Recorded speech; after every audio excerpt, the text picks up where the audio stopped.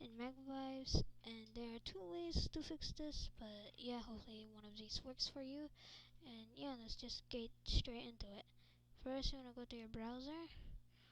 It should open this site, and you want to click on go to site. Now it should download this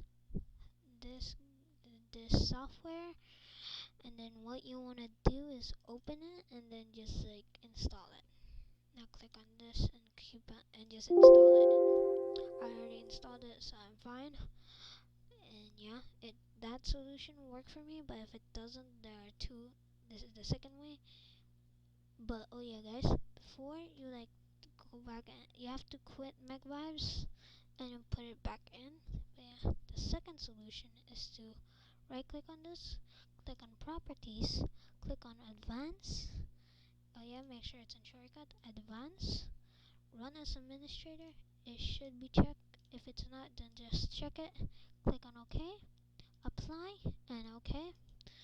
And that should work. And yeah. And you just have to run it and then yeah. But yeah guys, that's really it. But yeah guys, that's really it. See you guys in the next one. Bye.